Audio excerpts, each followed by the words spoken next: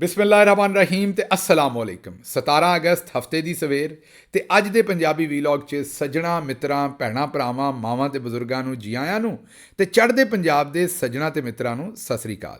ਸਭ ਤੋਂ ਪਹਿਲਾਂ ਤੇ ਚੇਤੇ ਕਰਾਈਏ ਕਿ ਸੋਸ਼ਲ ਮੀਡੀਆ ਫਾਇਰਵਾਲ ਨੂੰ ਨਾਕਾਮ ਬਣਾਉਣ ਵਾਸਤੇ ਇਸ ਚੈਨਲ ਨੂੰ ਸਬਸਕ੍ਰਾਈਬ ਕਰੋ ਜੇ ਹਾਲੇ ਤੱਕ ਨਹੀਂ ਕੀਤਾ। ਵੀਲੌਗ ਵੇਖਣ ਤੋਂ ਬਾਅਦ ਇਹਨੂੰ ਲਾਈਕ ਕਰੋ, ਕਮੈਂਟ ਕਰੋ ਤੇ ਇਹਦੇ ਲਿੰਕ ਨੂੰ WhatsApp ਤੇ ਸ਼ੇਅਰ ਕਰੋ। ਹੁਣ ਉਹਨੇ ਅੱਜ ਦੀਆਂ ਖਬਰਾਂ ਵਾਲੇ ਪਾਸੇ ਜਿਨ੍ਹਾਂ ਤੇ ਚਾਨਣ ਪਾਉਣਾ। ਅੱਜ ਦੀ ਪਹਿਲੀ ਖਬਰ ਇਹ ਹੈ ਜੀ ਕਿ ਤੁਹਾਡਾ ਤੇ ਸਾਡਾ ਜਿਹੜਾ ਸੋਹਣਾ ਤੇ ਪਿਆਰਾ ਅਰਸ਼ਦ ਨਦੀਮ ਹੈ ਜਿਹਨੇ 골ਡ ਮੈਡਲ ਜਿੱਤਿਆ। ਤੁਹਾਨੂੰ ਪਤਾ ਹੈ ਨੇਜ਼ਾ ਸੁੱਟ ਕੇ ਪੂਰੀ ਦੁਨੀਆ 'ਚ ਰਿਕਾਰਡ ਵੀ ਬਣਾਇਆ ਤੇ ਓਲੰਪਿਕਸ 'ਚ 골ਡ ਮੈਡਲ ਵੀ ਜਿੱਤਿਆ। ਉਹਦੀ ਸ਼ਾਨ ਦੇ ਵਿੱਚ ਇੱਕ ਤਕਰੀਬ ਮੁਨੱਕਦ ਕੀਤੀ ਹੈ ਆਰਮੀ ਚੀਫ ਜਨਾਬ ਜਨਰਲ ਆਸਿਮ ਮੁਨੀਰ ਸਾਹਿਬ ਨੇ ਔਰ ਇਹ ਬੜੀ ਚੰਗੀ ਗੱਲ ਹੈ। ਅਸੀਂ ਤੁਹਾਨੂੰ ਪਤਾ ਹੈ ਕਿ ਹਰ ਗੱਲ 'ਤੇ ਤਨਕੀਦ ਨਹੀਂ ਕਰਾਂਗੇ।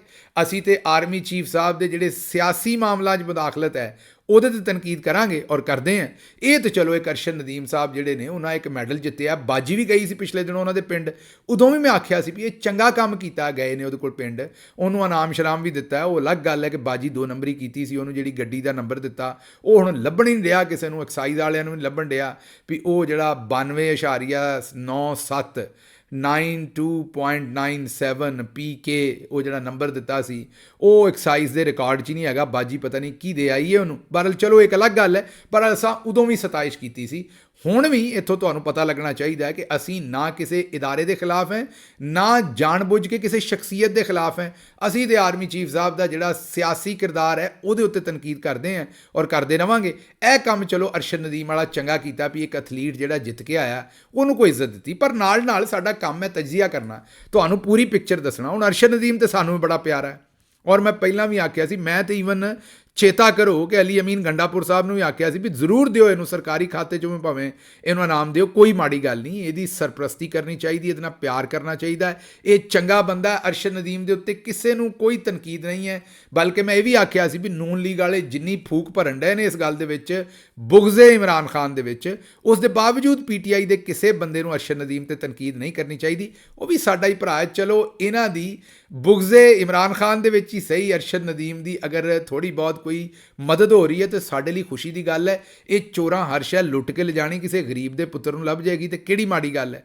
Having said that, Arshad Nadeem ਦਾ ਮੈਂ ਸਾਰੀ ਗੱਲ ਤਮਹੀਦ ਇਸ ਲਈ ਬੰਨੀ ਕਿ ਇਹ ਨਾ ਸੋਚ ਲਓ ਕਿਤੇ ਸਾਡਾ ਦਿਲ ਨਿੱਕਾ ਹੈ ਜਾਂ ਅਸੀਂ ਅਰਸ਼ਦ ਨਦੀਮ ਤੇ ਕੋਈ ਕਿਸੇ ਕਿਸਮ ਦੀ ਤਨਕੀਦ ਕਰ ਰਹੇ ਹਾਂ। ਅਰਸ਼ਦ ਨਦੀਮ ਨੇ ਬੜਾ ਤਗੜਾ ਕੰਮ ਕੀਤਾ, ਸਾਨੂੰ ਬੜਾ ਪਿਆਰਾ।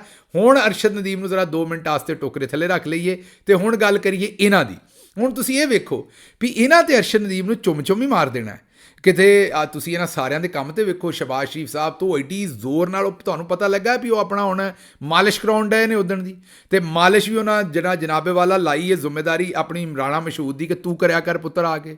ਉਹ ਹੁਣ ਜਿਹੜਾ ਜਨਾਬ ਕਿਤਿਓਂ ਸਾਂਢੇ ਦਾ ਤੇਲ ਉਹਨਾਂ ਫੜਿਆ ਤੇ ਉਹ ਬਾਹਾਂ ਮਲਦੇ ਨੇ ਉਹਨਾਂ ਦੀਆਂ ਦੋਵੇਂ ਨਾ ਅੰਗੂਠਿਆਂ ਦੇ ਨਾਲ ਫੜ ਕੇ ਰਾਣਾ ਮਸ਼ਹੂਦ ਸਾਹਿਬ। ਉਹਦੀ ਵਜ੍ਹਾ ਹੈ ਕਿ ਉਹ ਸ਼ਬਾਜ਼ ਸ਼ਰੀਫ ਸਾਹਿਬ ਨੇ ਇੰਜ ਕੀਤਾ ਨਾ ਤੇ ਉਹ ਪੰਜਾਬੀ 'ਚ ਕੜਲ ਆਉਂਦੇ ਨੇ ਇੱਕ ਚੀਜ਼ ਨੂੰ। ਹੁਣ ਕੜਲ ਦਾ ਕੋਈ ਉਰਦੂ ਵੀ ਨਹੀਂ ਹੈਗਾ ਤੇ ਅੰਗਰੇਜ਼ੀ ਵੀ ਨਹੀਂ ਹੈਗੀ।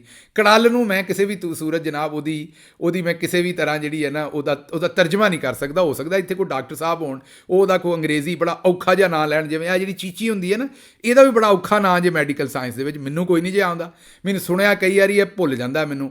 ਤੇ ਬਹਰਹਾਲ ਗੱਲ ਕਹਿਣ ਦੀ ਇਹ ਹੈ ਕਿ ਉਹ ਇਸੇ ਤਰੀਕੇ ਨਾਲ ਕੜਲ ਦਾ ਵੀ ਕੋਈ ਨਾ ਕੋਈ ਨਾਂ ਤੇ ਹੋਏਗਾ। ਬਹਰਹਾਲ ਕੜਲ ਦਾ ਨਾਂ ਅਗਰ ਤੁਹਾਨੂੰ ਪਤਾ ਵੀ ਹੋਵੇ ਨਾ ਅੰਗਰੇਜ਼ੀ ਜਾਂ ਉਰਦੂ 'ਚ, ਪਰ ਪੈਂਦਾ ਹੈ ਪੰਜਾਬੀ 'ਚ ਹੀ ਜੇ।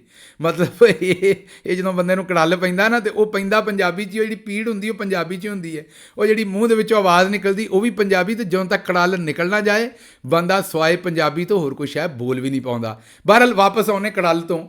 ਕੜਲ ਪਿਆ ਜਨਾਬ ਸ਼ਬਾਜ਼ ਸ਼ਰੀਫ ਸਾਹਿਬ ਨੂੰ। ਉਹ ਜਿਹੜੀਆਂ ਬਾਹਾਂ ਇੰਜ ਕੀਤੀਆਂ ਸਨ ਤੋਂ ਕਿਤੇ ਬਾਂਹ ਇੱਕ 'ਚ ਕੜਲ ਪੈ ਗਿਆ ਤੇ ਹੁਣ ਰਾਣਾ ਮਸ਼ਹੂਦ ਸਾਹਿਬ ਰੋਜ਼ ਉੱਥੇ ਸਾਂਢੇ ਦਾ ਤੇਲ ਮਾਰਦੇ ਨੇ ਜਾ ਕੇ ਜਨਾਬ, ਤੇ ਇੱਕ ਤੇ ਉਹ ਮੁਸੀਬਤ ਉਹਨਾਂ ਨੂੰ ਪਈ। ਹੁਣ ਮੈਨੂੰ ਇਹ ਹੈ ਕਿ ਅਰਸ਼ਦ ਨਦੀਮ ਨੂੰ ਕਿਤੇ ਚੁੰਮ ਨਾ ਮਾਰ ਦੇਣ ਸਾਰੇ, ਜਿੱਡਾ ਉਹਨੂੰ ਚੁੱਕ ਦਿੱਤਾ। ਹੁਣ ਤੁਸੀਂ ਸੋਚਦੇ ਹੋਵੋਗੇ ਮੈਂ ਪਹਿਲਾਂ ਆਖਿਆ ਵੀ ਅਰਸ਼ਦ ਨਦੀਮ ਸਾਨੂੰ ਪਿਆਰਾ, ਹੋਰ ਚੁੱਕੋ ਉਹਨੂੰ, ਅਸੀਂ ਰਾਜ਼ੀ ਹਾਂ।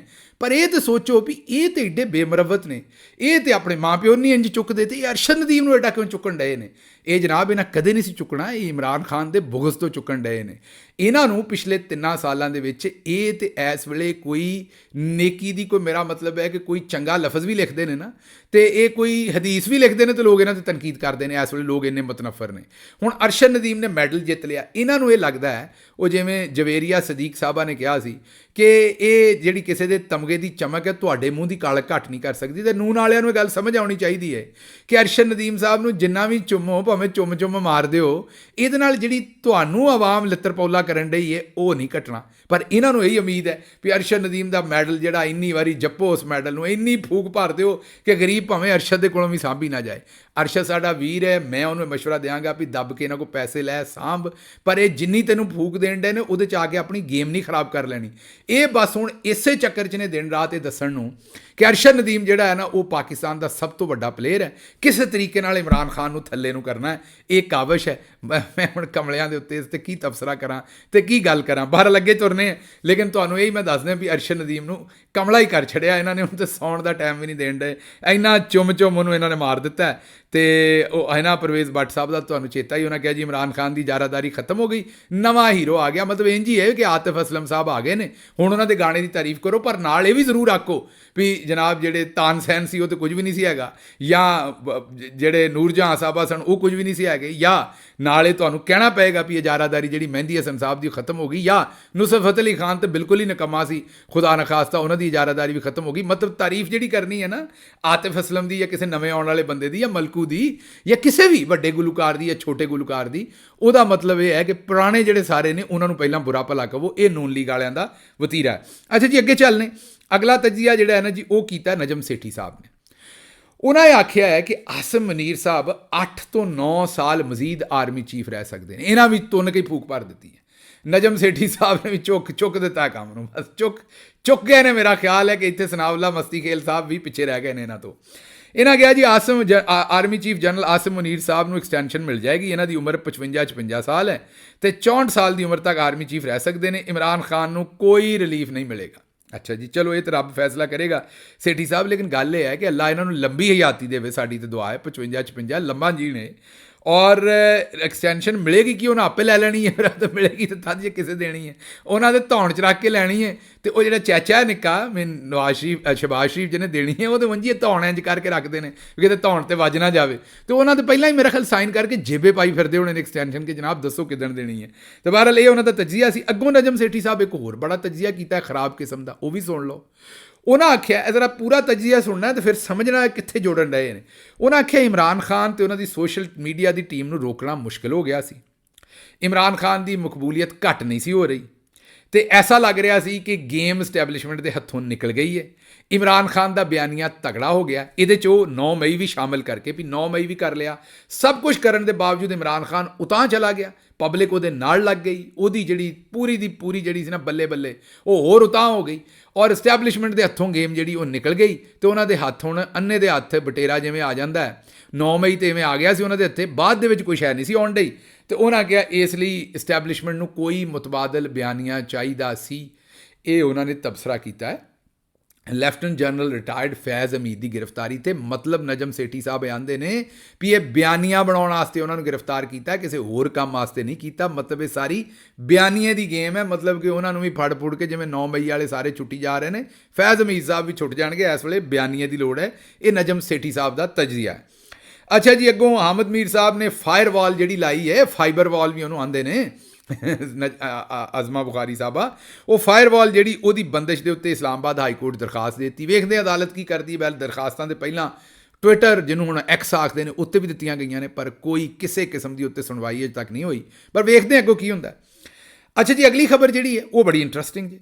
ਨਵਾਜ਼ ਸ਼ਰੀਫ ਸਾਹਿਬ ਨੇ ਇੱਕ ਪ੍ਰੈਸ ਕਾਨਫਰੰਸ ਕਰ ਛੱਡੀ, ਰਿਕਾਰਡਡ ਪ੍ਰੈਸ ਕਾਨਫਰੰਸ ਕੀਤੀ, ਉਹਦੇ 'ਚ ਐਡੀਟਿੰਗ ਵੀ ਕਾਫੀ ਕੀਤੀ, ਔਰ ਉਹ ਇਸਟੈਬਲਿਸ਼ਮੈਂਟ ਨੇ ਕਹਿ ਕੇ ਕਰਵਾਈ ਕਿ ਭਾਈ ਜੀ ਕੋਈ ਟੋਕਰਾ ਤੁਸੀਂ ਵੀ ਗੰਦ ਦਾ ਚੁੱਕੋ, ਸਾਨੂੰ ਹੀ ਚੁਕਵਾਇਆ ਜੇ, ਬਹੁਤ ਭਾਰਾ ਹੋ ਗਿਆ, ਹੁਣ ਨਹੀਂ ਚੁੱਕਿਆ ਜਾਂਦਾ। ਉਹਨਾਂ ਨਵਾਜ਼ ਸ਼ਰੀਫ ਸਾਹਿਬ ਨੂੰ ਕਿਹਾ ਵੀ ਆਪਣੇ ਹਿੱਸੇ ਦਾ ਤੁਸੀਂ ਵੀ ਚੁੱਕੋ। ਨਵਾਜ਼ ਸ਼ਰੀਫ ਸਾਹਿਬ ਨੇ ਜਿਸ ਵੇਲੇ ਹੁਣ ਚੁੱਕਿਆ, ਉਹ ਪ੍ਰੈਸ ਕਾਨਫਰੰਸ ਕੀਤੀ ਅਤੇ ਉਹਦੇ 'ਚ ਕੀਤਾ ਕੀ ਹੈ, ਉਹਨਾਂ ਇਹ ਦੱਸਿਆ ਵੀ ਜੀ ਮੈਂ ਸਵਾਲ ਦਾ ਜਵਾਬ ਚਾਹੁੰਦਾ ਵੀ ਮੈਨੂੰ ਕਿਉਂ ਕੱਢਿਆ ਸੀ, ਮੁਝੇ ਕਿਉਂ ਨਿਕਾਲਾ। ਕੋਈ ਪੁੱਛਣ ਵਾਲਾ ਹੀ ਨਹੀਂ। ਉਹਨਾਂ ਨੇ ਕਿਹਾ ਨਵਾਜ਼ ਸ਼ਰੀਫ ਸਾਹਿਬ ਪੁੱਛਣ ਵਾਲੇ ਹੈ, ਅਸੀਂ ਜੋ ਬੈਠੇ ਜਨਾਬ, ਪੁੱਛਣ ਵਾਲੇ ਕਿਉਂ ਨਹੀਂ। ਅਸੀਂ ਤੁਹਾਨੂੰ ਚੇਤੇ ਕਰਾਉਣੇ ਤੁਹਾਨੂੰ ਜਨਾਬ ਕਿ ਤੁਹਾਨੂੰ ਕੱਢਿਆ ਸੀ ਜਨਰਲ ਬਾਜਵਾ ਨੇ, ਅਤੇ ਉਹਨਾਂ ਦੇ ਨਾਲ ਜਨਰਲ ਫੈਜ਼ ਵੀ ਹੋਣਗੇ ਜ਼ਾਹਿਰ ਹੈ। ਜਨਰਲ ਫੈਜ਼ ਸਾਹਿਬ ਤੇ ਫੜੇ ਗਏ ਨੇ, ਇਹ ਤੁਹਾਨੂੰ ਵੀ ਪਤਾ ਹੀ ਹੈ। ਤੇ ਜਨਰਲ ਬਾਜਵਾ ਸਾਹਿਬ ਬਾਹਰ ਨੇ, ਤੇ ਹੁਣ ਤੁਸੀਂ ਆਪਣੀ ਧੀ ਜਿਹੜੀ ਹੈ ਉਹ ਚੀਫ ਮਿਨਿਸਟਰ ਬਣਵਾ ਲਈ, ਭਰਾ ਆਪਣਾ ਵਜ਼ੀਰ ਆਜ਼ਮ ਬਣਵਾ ਲਿਆ, ਸਮਧੀ ਆਪਣਾ ਨਾਇਬ ਵਜ਼ੀਰ ਆਜ਼ਮ ਬਣਾ ਲਿਆ। ਮੈਨੂੰ ਦੱਸੋ ਵੀ ਇਹਨਾਂ ਨੂੰ ਸਰਕਸ 'ਚ ਨਚਾਉਣਾ ਜਿਹੜੇ ਤਿੰਨ ਬਣਾਏ ਨੇ, ਇਹਨਾਂ ਦੇ ਕੋਲੋਂ ਆ ਕੰਮ ਕਰਵਾਓ ਨਾ। ਇਹਨਾਂ ਨੂੰ ਆਖੋ ਵੀ ਜਿੰਨੇ ਮੈਨੂੰ ਕੱਢਿਆ ਸੀ ਉਹਨੂੰ ਫੜ ਕੇ ਅੰਦਰ ਪਾਓ ਤੇ ਇਨਵੈਸਟੀਗੇਸ਼ਨ ਕਰੋ। ਤੁਹਾਡਾ ਕੰਮ ਅੱਧਾ ਸੌਖਾ ਹੋ ਗਿਆ। ਜਨਰਲ ਫੈਜ਼ ਪਹਿਲਾਂ ਹੀ ਅੰਦਰ ਹੈ, ਜਨਰਲ ਬਾਜਵਾ ਨੂੰ ਵੀ ਅੰਦਰ ਢੱਕੋ ਤੇ ਆਪਣਾ ਪੂਰਾ ਹਿਸਾਬ ਕਿਤਾਬ ਕਰੋ। ਇਮਰਾਨ ਖਾਨ ਤੇ ਪਹਿਲੇ ਵਿਚਾਰਾ ਜੇਲ੍ਹ 'ਚ, ਜਿਹਦੇ ਬਾਰੇ ਪੁੱਛਦੇ ਹੋ ਉਹਨੂੰ 2018 'ਚ ਕੌਣ ਲਿਆਇਆ ਸੀ?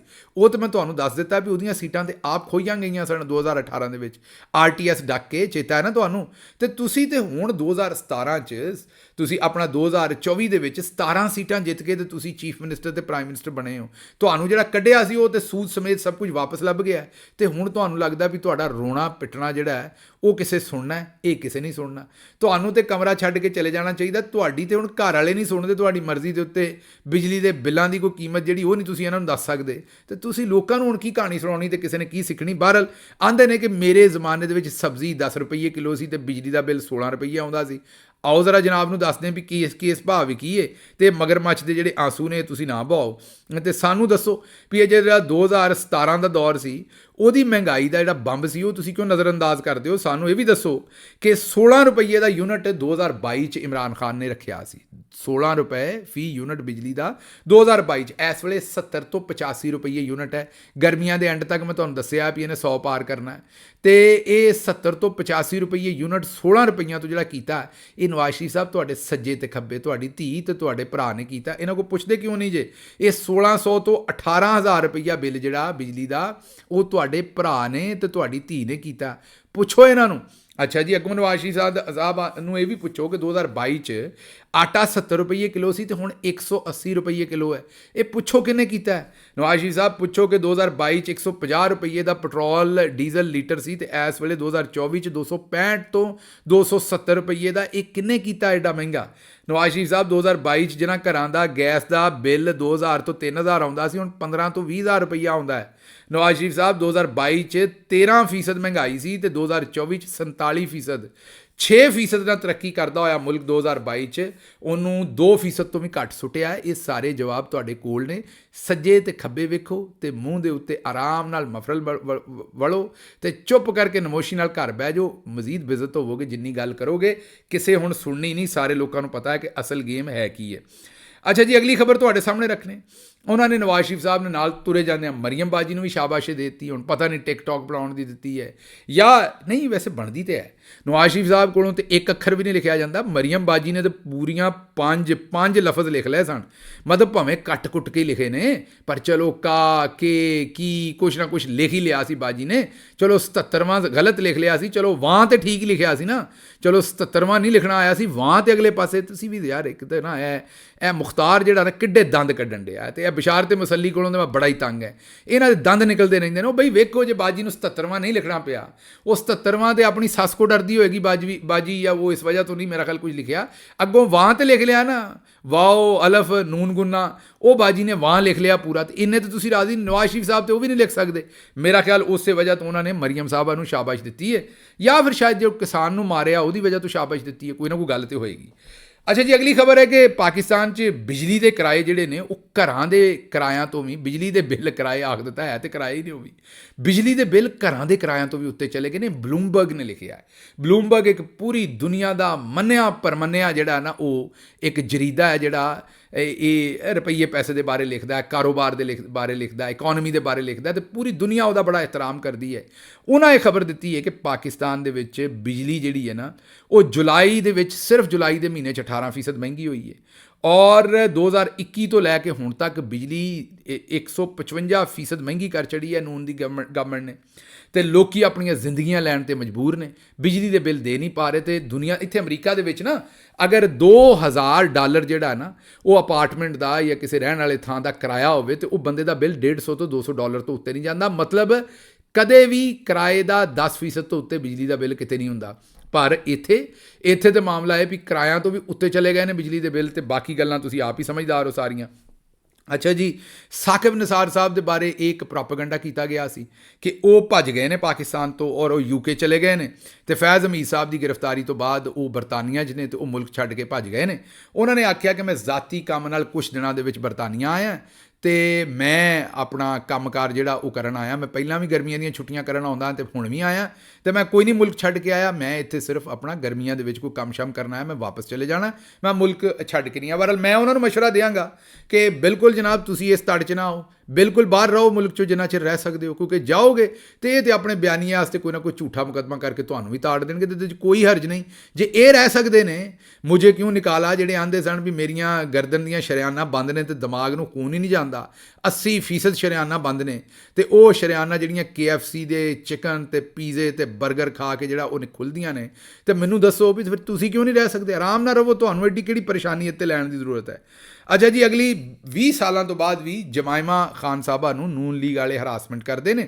ਉਹਨਾਂ ਨੇ ਕਿਹਾ ਕਿ PTI ਮੁਖਾਲਫੀਨ ਜਿਹੜੇ ਨੇ ਉਹਨਾਂ ਦੀ ਸਾਈਬਰ ਹਰਾਸਮੈਂਟ ਮੁਹਿੰਮ ਦੇ ਬਾਇਸ ਪਾਕਿਸਤਾਨ ਤੋਂ ਆਉਣ ਵਾਲੀਆਂ ਤਮਾਮ ਈਮੇਲਸ ਉਹਨਾਂ ਨੂੰ ਬਲੌਕ ਕਰਨੀਆਂ ਪਈਆਂ ਨੇ। ਮੁਲਕ ਛੱਡਣ ਦੇ 20 ਸਾਲ ਬਾਅਦ ਵੀ ਪਾਕਿਸਤਾਨੀ ਸਿਆਸਤ ਦਾ ਇਹ ਤੋਹਫਾ ਵੇਖੋ ਜਾਰੀ ਹੈ। ਅਜੇ ਤੱਕ ਜਮਾਇਮਾ ਖਾਨ ਸਾਹਿਬਾ ਨਾਲ ਉਹਨਾਂ ਦੀ ਤਲਾਕ ਵੀ ਹੋ ਗਈ ਹੈ।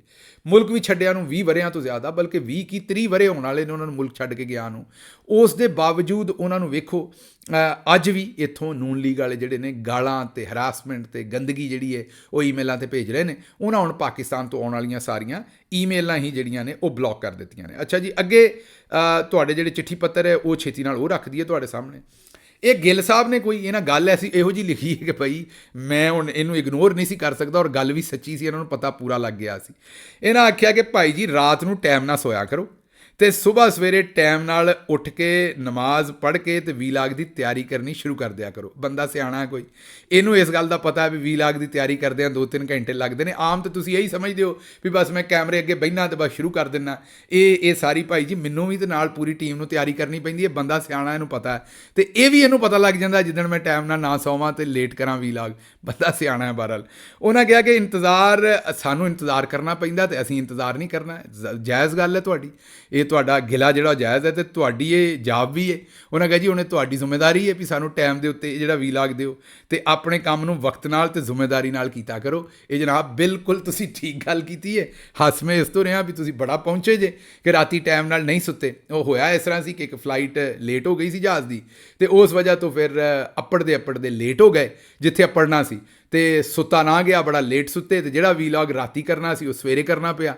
ਉਸ ਵਜ੍ਹਾ ਤੋਂ ਜਨਾਬ ਨੂੰ ਥੋੜ੍ਹੀ ਜਿਹੀ ਦੁਸ਼ਵਾਰੀ ਆਈ। ਅਜੇ ਕੋਈ ਥੋੜ੍ਹੇ ਦਿਨ ਹੋਰ ਵੀ ਆਏਗੀ ਕਿਉਂਕਿ ਸਫਰੀ ਪਿਆ ਹੋਇਆ। ਬਹਰਹਾਲ ਪਹੁੰਚੇ ਤੁਸੀਂ ਠੀਕ ਜੇ, ਤੇ ਮਾਜ਼ਰਤ ਮੈਨੂੰ ਪਤਾ ਹੈ ਕਿ ਤੁਹਾਡੇ ਨਾਲ ਕਮਿਟਮੈਂਟ ਹੈ। ਜਿਵੇਂ ਟ੍ਰੇਨ ਨੇ ਵਕਤ 'ਤੇ ਚੱਲਣਾ ਹੈ, ਭਾਵੇਂ ਸਵਾਰੀ ਹੋਵੇ ਨਾ ਹੋਵੇ, ਇਸੇ ਤਰੀਕੇ ਨਾਲ ਜਨਾਬ ਅਸੀਂ ਵੀ ਜਿਹੜਾ ਨਾ ਵਕਤ 'ਤੇ ਤੁਹਾਡੇ ਸਾਹਮਣੇ ਹਾਜ਼ਰ ਹੋਣਾ ਹੈ, ਕਿਉਂਕਿ ਉਹਦੀ ਵਜ੍ਹਾ ਇਹ ਹੈ ਕਿ ਤੁਹਾਡੇ ਨਾਲ ਇੱਕ ਕਮਿਟਮੈਂਟ ਹੈ। ਤੇ ਬੜੇ ਸਾਰੇ ਬਜ਼ੁਰਗ ਸਪੈਸ਼ਲੀ ਸਾਡੀਆਂ ਮਾਵਾਂ ਬੈਠੀਆਂ ਡੀਕਣ ਡਈਆਂ ਹੁੰਦੀਆਂ ਨੇ, ਤੇ ਮੈਂ ਬਹੁਤ ਮਾਜ਼ਰਤ ਚਾਹੁੰਦਾ ਜਿਹੜਾ ਵੀਲੌਗ ਕਿਸੇ ਵੇਲੇ ਲੇਟ ਹੁੰਦਾ, ਲੇਕਿਨ ਮੈਨੂੰ ਇਸ ਗੱਲ ਦਾ ਅਹਿਸਾਸ ਜ਼ਰੂਰ ਹੁੰਦਾ।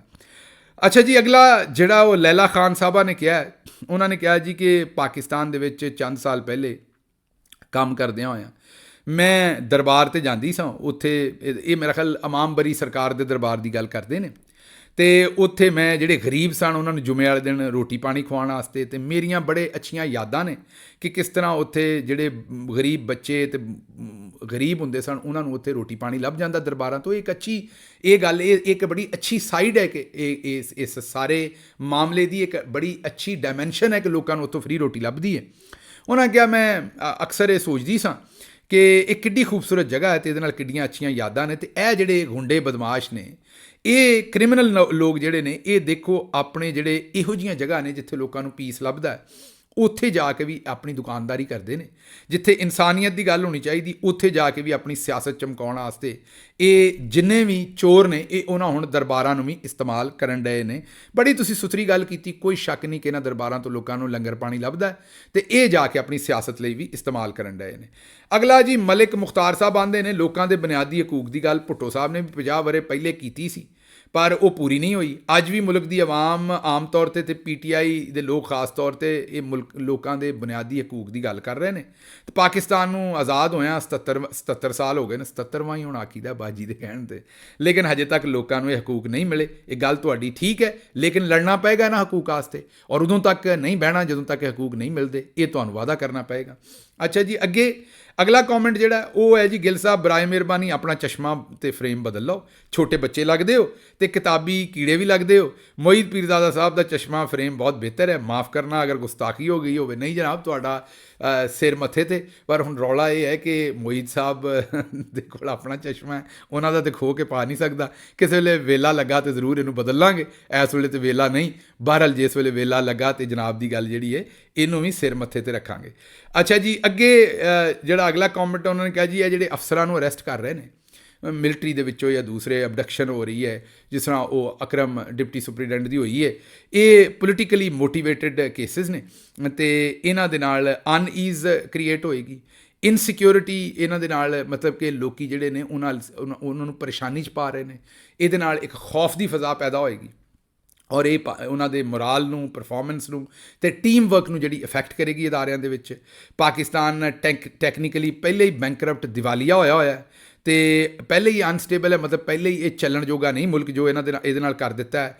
ਅਤੇ ਇਹਦੇ ਅਦਾਰਿਆਂ ਨੂੰ ਵੀ ਹੁਣ ਨੁਕਸਾਨ ਪਹੁੰਚਾਇਆ ਜਾ ਰਿਹਾ ਇਸ ਤਰੀਕੇ ਨਾਲ। ਅਤੇ ਜਦੋਂ ਤੱਕ ਲੋਕ ਸ੍ਰੀਲੰਕਾ ਅਤੇ ਬੰਗਲਾਦੇਸ਼ ਤੱਕ ਤਰ੍ਹਾਂ ਖੁੱਲ੍ਹ ਕੇ ਬਾਹਰ ਨਹੀਂ ਨਿਕਲਦੇ ਅਤੇ ਵੱਡੀ ਤਾਦਾਦ 'ਚ ਬਾਹਰ ਨਹੀਂ ਨਿਕਲਦੇ, ਉਦੋਂ ਤੱਕ ਮੁਲਕ ਨੂੰ ਹੋਣ ਵਾਲਾ ਜਿਹੜਾ ਨੁਕਸਾਨ ਹੈ ਅਤੇ ਮੁਲਕ ਨੂੰ ਜਿਹੜਾ ਡੈਮੇਜ ਹੋ ਰਿਹਾ, ਇਹਦੇ ਤੋਂ ਬਚਣਾ ਜਿਹੜਾ ਨਾਮੁਮਕਿਨ ਹੈ। ਇਹ ਤੇ ਤਬਸਰਾ ਕਰਨ ਵਾਲੀ ਕੋਈ ਗੱਲ ਨਹੀਂ, ਮੇਰਾ ਖਿਆਲ ਇਸ ਤੋਂ ਬਿਹਤਰ ਗੱਲ ਕੋਈ ਹੋਰ ਕਰ ਨਹੀਂ ਸਕਦਾ ਜਿਹੜੀ ਤੁਸੀਂ ਕੀਤੀ ਹੈ। ਮੈਨੂੰ ਦਿਓ ਹੁਣ ਇਹਦੇ ਨਾਲ ਹੀ ਇਜਾਜ਼ਤ, ਤੇ ਰੱਬ ਰੱਖ।